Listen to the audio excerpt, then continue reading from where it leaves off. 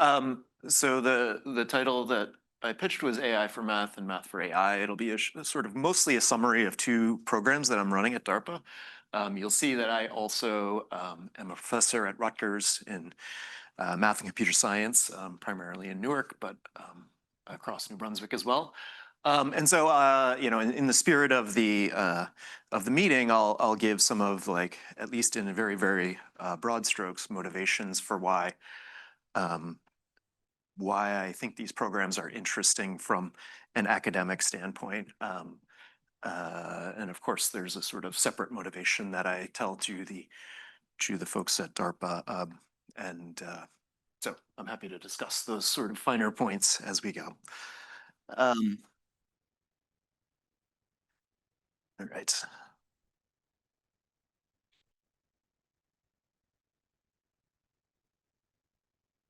We lack, whoop, there we go.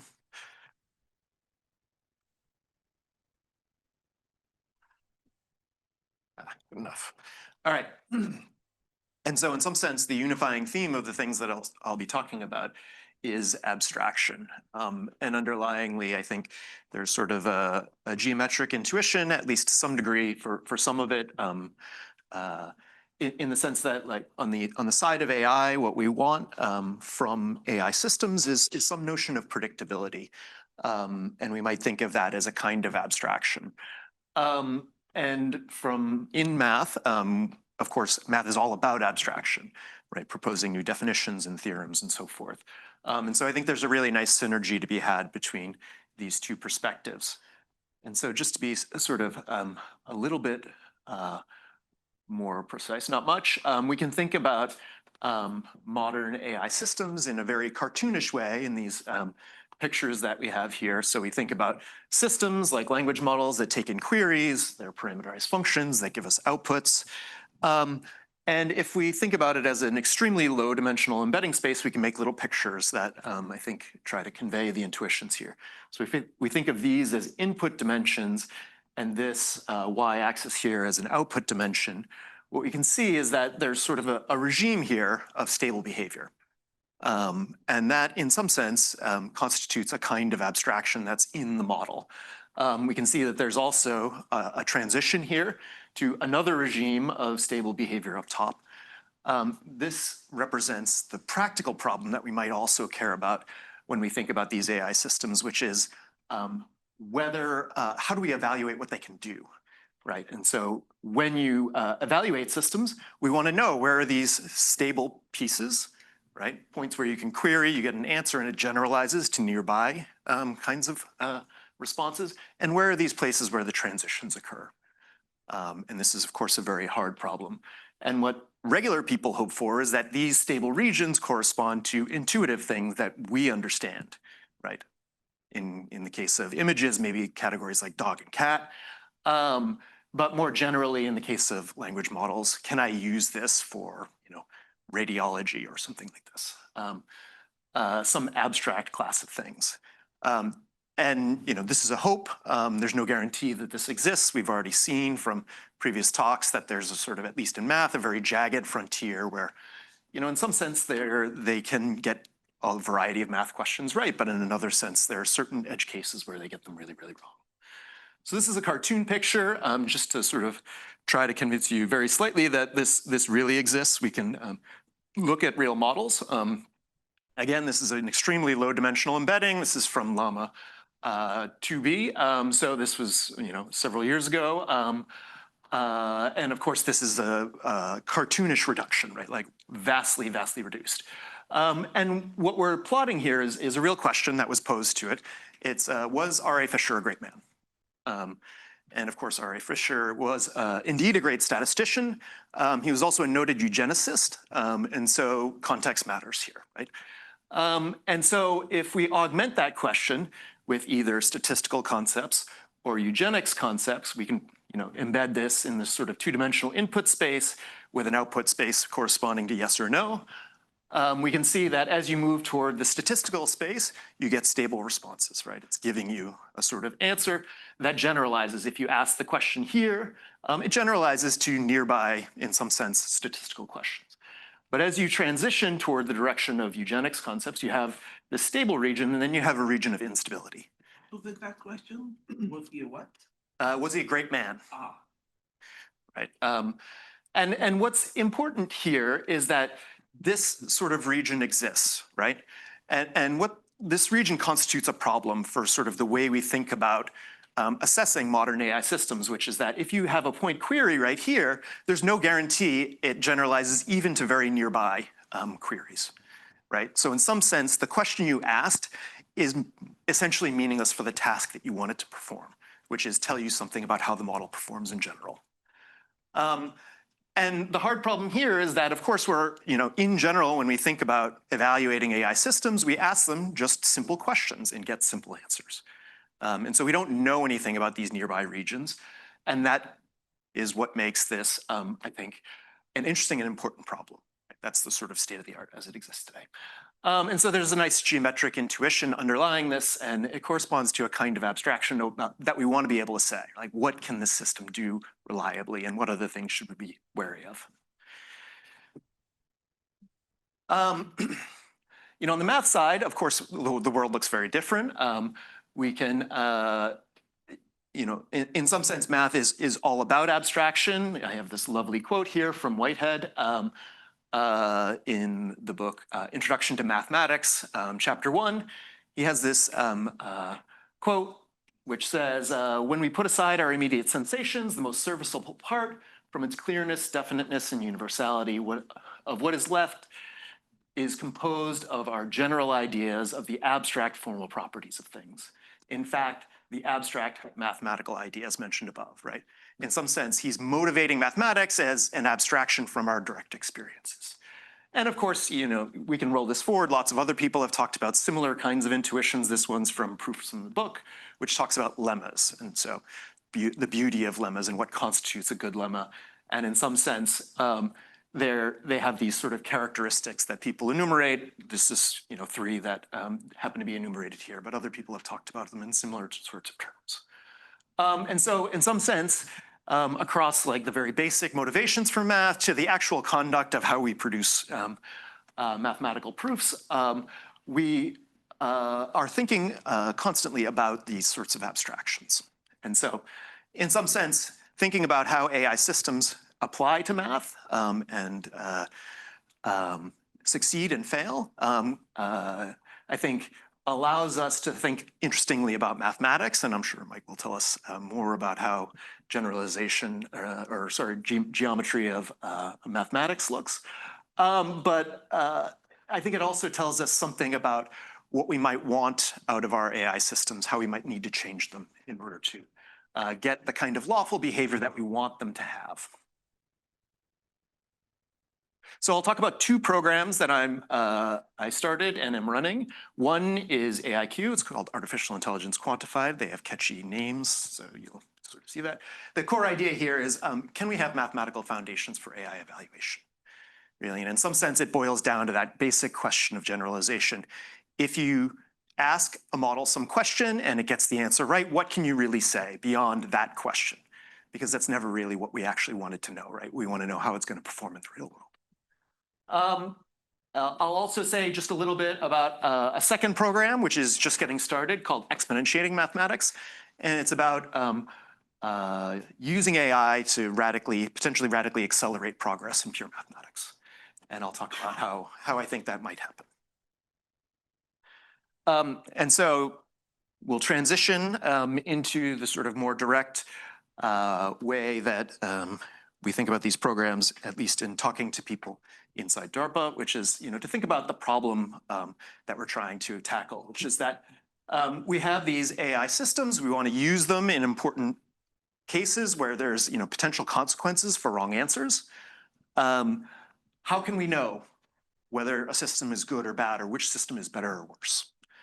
And in order to think about this, we can think about what I'll argue is 3 capability levels. Specific problems, so you ask a question and get an answer. What we may think of as classes of problems, or these kinds of abstractions, these regions of stability that we might want. and whether they correspond to the things that we want. And then what you might think of as more architectural considerations. How do we change the models if we so desire, or understand their structure in order to enable us to predict their behavior better? And so to give you a flavor of how we might do this in a very simple case, we can take the specific problem level and think about, well, the question of what the model is going to predict, when it's going to predict it, and why. And ultimately, we want to be able to get to this why part.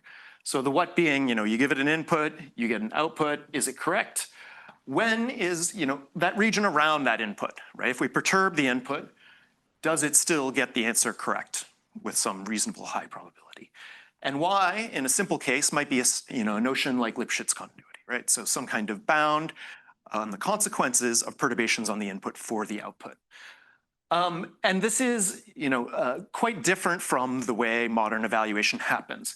So this is an example that I drew from Helm, which is a couple years old, but the state of the art hasn't advanced much, in which we often just have questions. We have things that are things like multiple choice answers sometimes. They might be more elaborate, like reinforcement learning tasks, but they're really specific input-output sort of correspondences, and we grade whether they get the right answer or not. And so this really lives at this level and offers no guarantees further beyond. Is it more of a relation than a function? Because if you ask the model the exact same question twice, you might get two different answers. Yes, the models are stochastic, so this is also an issue that we may or may not want to tackle authentically. And I'll say a little bit about that, right? Like if you live at this level, then like that's a very real question that you also need to address.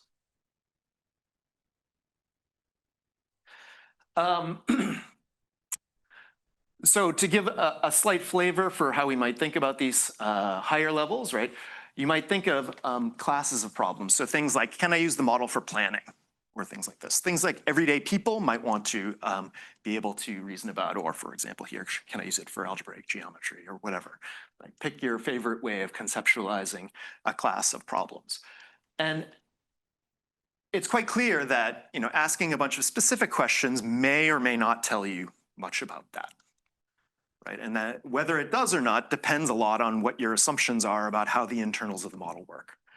And then at the sort of more abstract level, are there tweaks that we can make to the models or mathematical understandings, such as the previous talk, that can give us a sense of what the capabilities of the models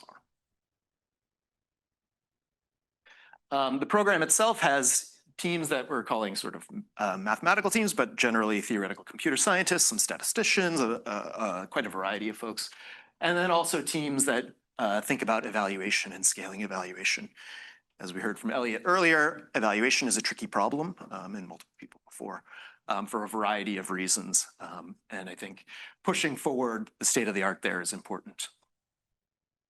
There are a bunch of teams that we have working on the program. I can talk about folks if people are excited, but the way DARPA programs work is they stand up once, people submit their proposals, and then teams get selected and then go forward. So unlike NSF, which has recurring calls, it's sort of a one-off and go.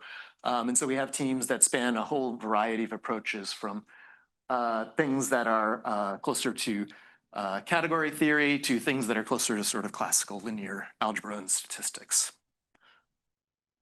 And to give you a flavor of how that corresponds to these levels that I was talking about, we can pull out a couple examples of teams that are working on these. So at this sort of basic level, to Mike's point, one team is led by a guy by the name of Kerry Priebe. He's a faculty at Johns Hopkins, and he does more classical statistical work. Right, and so he's thinking about, can we use perspectives like simple bounds on continuity or and embeddings to sort of further evaluation in a more classically statistical sense, like you might have seen in some ways similar to more classic evaluation for test theory that exists for human evaluation. At this intermediate level, this idea of classes of capabilities, we're building off some of the work by Sanjeev Arora, in which he puts forth a very interesting theory of the emergence of complex skills in language models, which is combines a couple of intuitions that I think have been prevalent in the literature for a long time, which is that like there's some kind of notion of skills that are embedded in texts. And that as you train on those texts, those skills might emerge at different scales based on their frequency and their compositional structure. So if you squint at this picture and have been around machine learning or AI for a long time, this looks a lot like very classic state-of-the-art language modeling from 2 decades ago, actually. But they have some interesting insights that sort of go beyond that. And that at this higher level, there's some lovely work led by a team led by Boris Hannon and Cengiz Pehlivan and Blake Bordelon, who has an office upstairs, thinking about how to predict optimal parameterizations of models at large scales from small scales. So if you've seen these sort of scaling law kinds of empirical plots, they depend on having done many parameter sweeps at all sizes. This is, of course, very computationally expensive and hopefully not necessary. And that's exactly what they're trying to think about is how do we think about the structure of these models to project what we know about small models to much larger models to sort of forward the effort of evaluation. And so, working across all of these scales with a variety of different mathematical approaches and different teams to try to push forward the state of the art in evaluation. A problem that has deep practical relevance, but also I think quite interesting theoretical foundations. That's AIQ. Again, it's a sort of notion of abstraction, yeah. I just wanted to ask you, when people think about like math for AI or science of AI, there's kind of this question of how much rigor should be brought to bear on the subject. And, obviously mathematical tools are very important, but trying to prove theorems and things like that, may or may not be important. And I was curious how you view this dichotomy.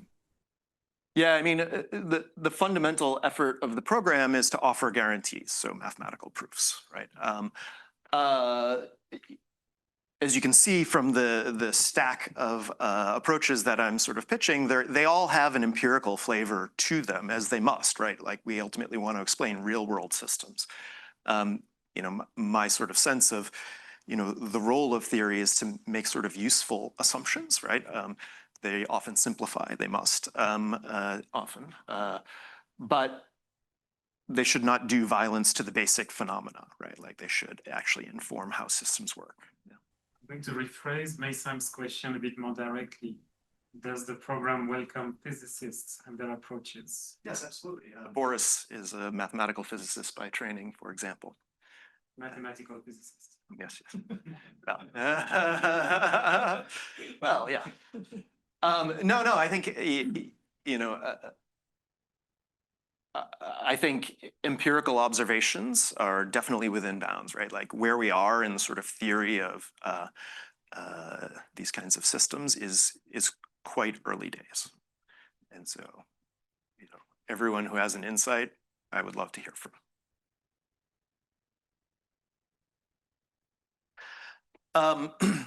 Okay, so this is about evaluating AI systems and possibly architecting them in ways that give us sort of some usefully law-like behavior, right? Things that we can predict and understand ideally without having access to the training data and ideally not even to the weights, but maybe that's a little bit optimistic.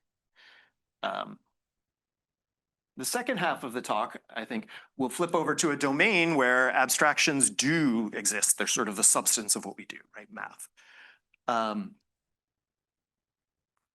And just to sort of like beat people over the head with this, we can use examples.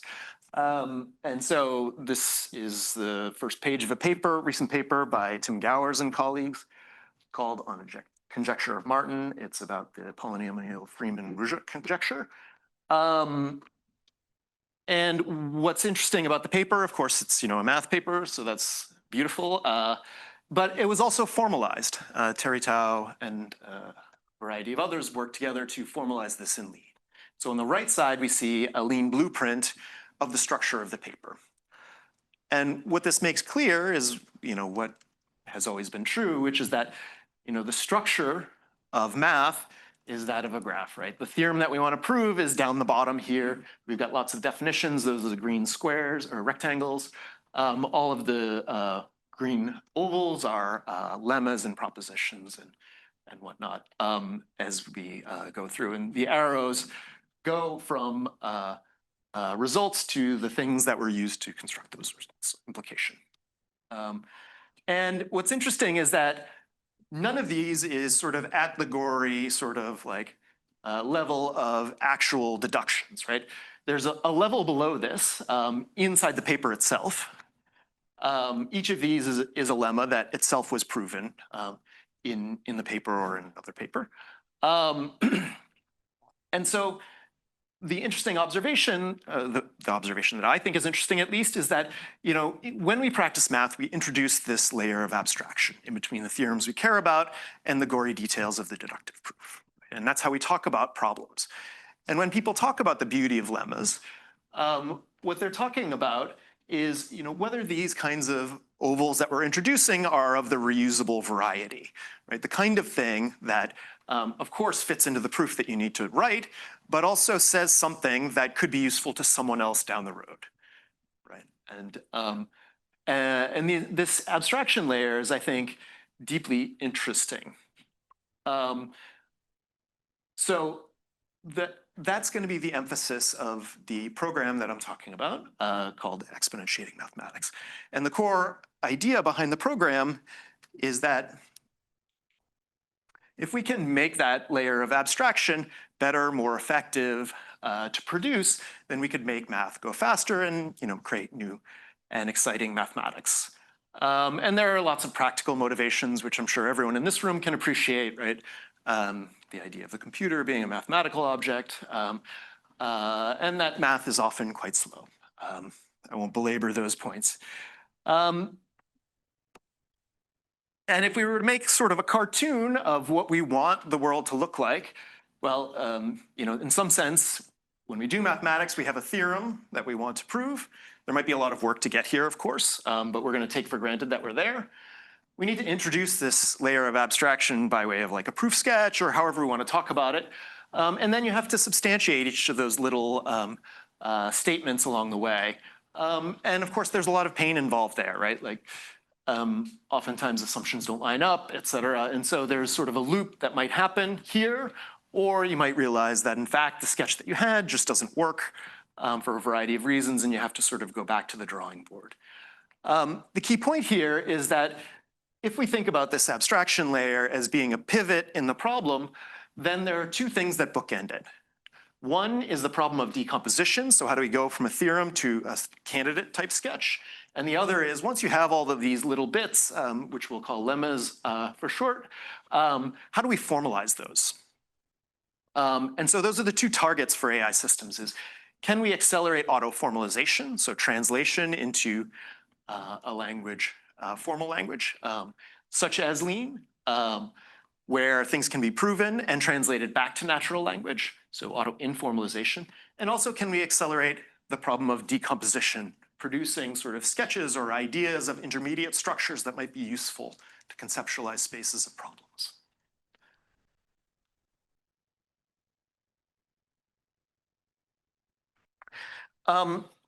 And these problems are both hard at the moment. Great advances being announced, this past week or so, but both of them remain very, very hard. The idea of auto-decomposition, of course, lots of people are playing around with language models to ask them to prove things with mixed results, right? It's fundamentally a very human-intensive process to figure out whether it did it correctly or whether it introduced a problem.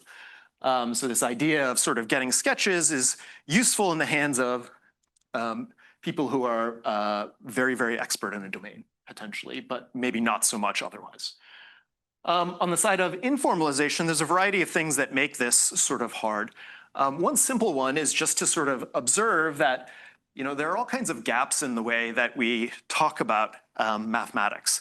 Those gaps include the things that Alex was talking about yesterday, namely there's sort of invisible mathematics, the stuff that doesn't get written down in a paper, but also even in the things that we do write down, right? We arbitrarily name things. We call a function f. We have non-negative integers. What is n here? And this is sort of a very, very simple example. But math allows a kind of naming that is freer than natural language, in the sense that across different papers, you can name things differently, but people understand that they are the same. And so this problem of auto-formalization and informalization is very, very difficult. But of course, the promise here is that, if we can translate into formal languages, we, number one, can prove computationally that theorems are true. But also we can automate some of the sort of more mundane work that we have to do potentially, right? Proving the little bits along the way and work at a higher level of abstraction. The second thing that I think is important here, and this returns to things that Elliot talked about this morning, is how do we push forward evaluation in mathematics?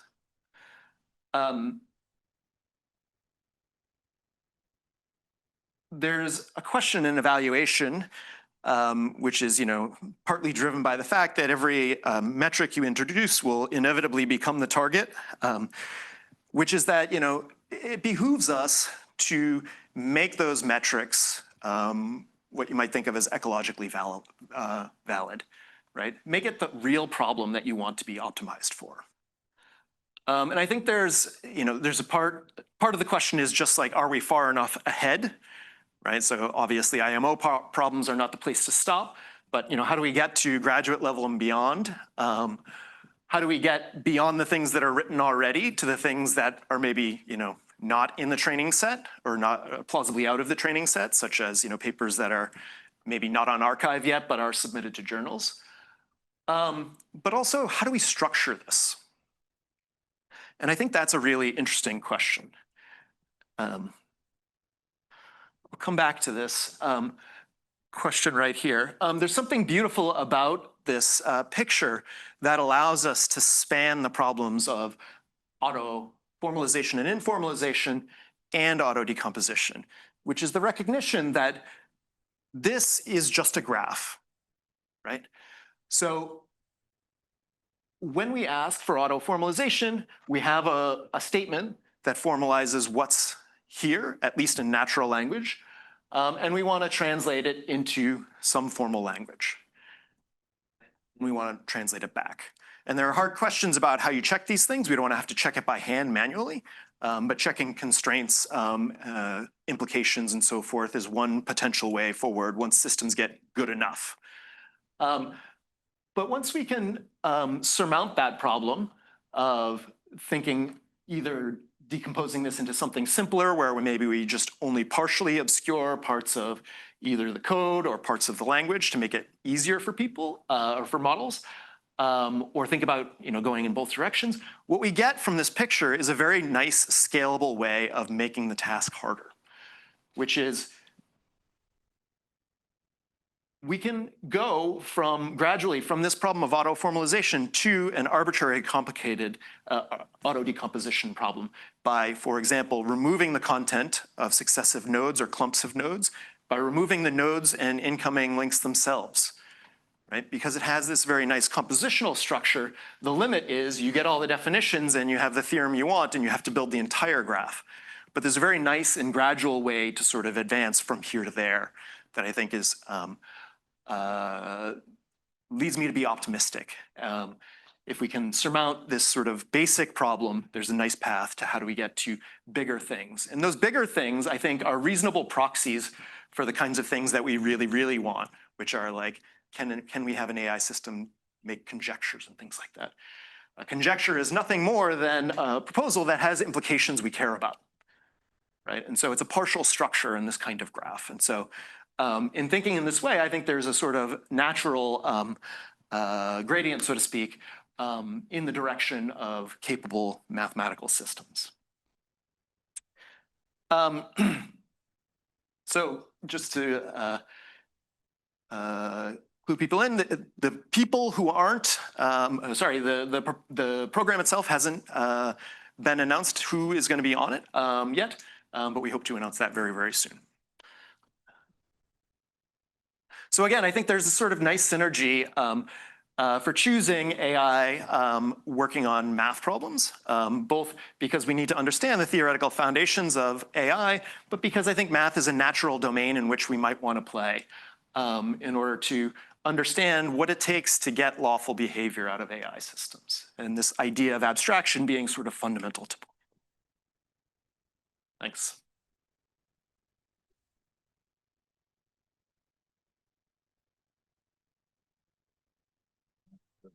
Any questions or discussions?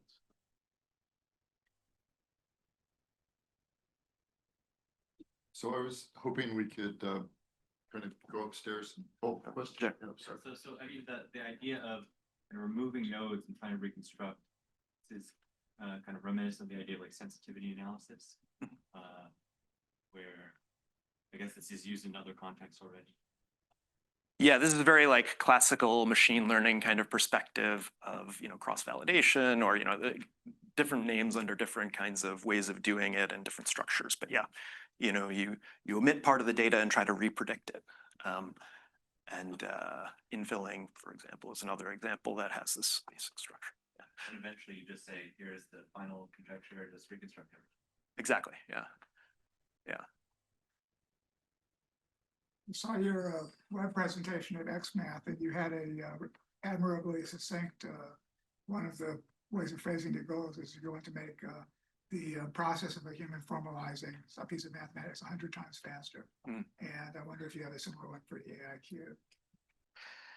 Yeah, so I'll give a little bit of background, right? DARPA famously loves its metrics. And so like, what does success look like? So I chose 100 times faster for mathematicians, which, we can debate whether that's exactly the right number, but like, it's a number that we can all get, 100x is obviously good. For AIQ, right, like, again, the art of choosing metrics to my eye is pick something that has ecological validity, right? And so like making mathematicians faster has obvious ecological validity to the mathematicians, right? Like we want to be able to do things. For AIQ, it's a question of generalization. Can we accurately predict what perturbations will do to the performance of the system? And so in that sense, it's like, chapter 1 of classic machine learning textbooks. And I think it's a very natural way to think about the problem also. Very hard, obviously, from the perspective of these models, which have, broken many of those rules that gave us those kinds of simple notions. But maybe there's optimism, right? Sorry, I'm not sure. You're using this term ecological, and I'm not sure what the intended metaphor is. It's not a metaphor. It's a term of art in the world of evaluation. So in evaluation, we care, we want to quantify something to make sure we're doing better as we go, right? And when a measure has ecological validity, it is predictive of the real world task you care about, right? And so we do not like metrics that have poor ecological validity, that don't generalize to the world. And so people care about this a lot, right? So like, why do we have IQ measures? Well, like we can debate whether they're sort of like theoretically interesting, but they are predictive. And so to some degree anyway, and that ecological validity is what keeps them around. Yeah, I mean, it's a strange choice of word. You're telling me it's a term of art, but why was this term chosen? I mean, what's the ecology here that we are? Well, I mean, if we study, if we're interested in studying some system, we want to understand it in its ecological niche, whatever that is, in the real world scenarios in which it appears. I mean, I can't defend the choice of the word, I wasn't there, so, but that's the intuition, right? Like we don't care about numbers for the sake of numbers. We care about understanding performance on real tasks. And the question is always, what are those real tasks? So roughly speaking, you want to measure the right stuff. Yeah. I mean, maybe another way to phrase it is kind of an empirical orientation as opposed to maybe necessarily like analytic. Well, no, let me give the analogy to measuring how fast a rabbit can run a treadmill versus can it actually get away from the bumps. For example, right? It happens a lot in the world of well, science, but also, you know, generally studying things, that people measure what's easy rather than what's important. And like this is a particular orientation to emphasize. Well, let's declare what's important, and whatever you measure has to relate to that.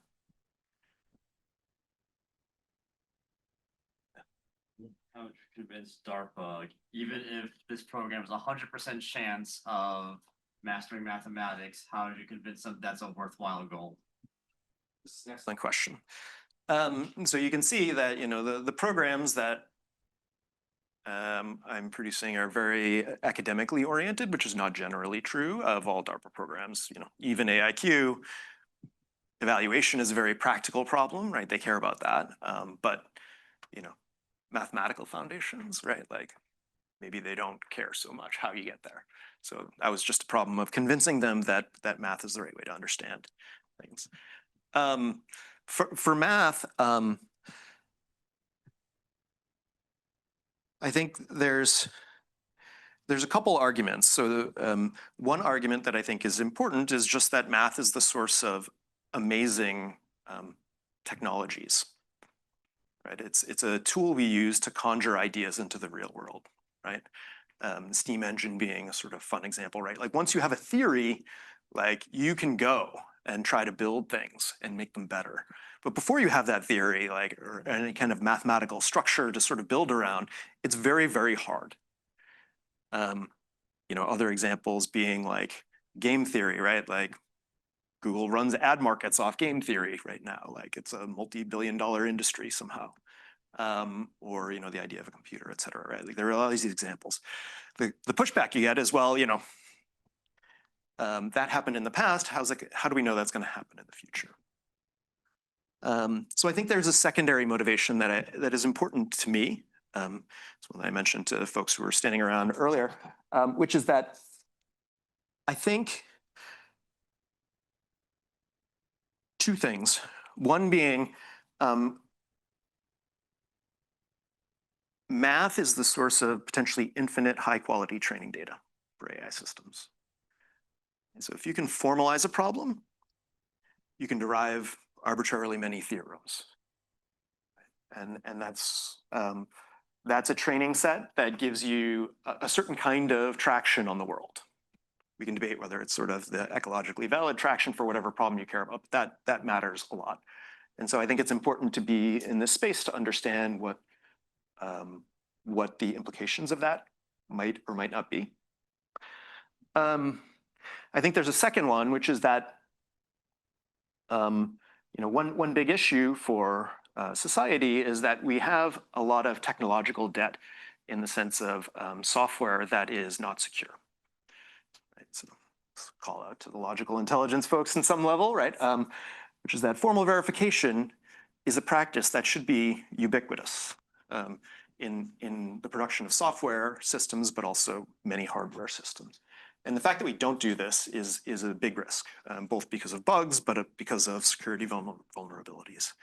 And I think, you know, my claim is that we have a model for building very, very complicated, proven correct systems that we've developed over centuries.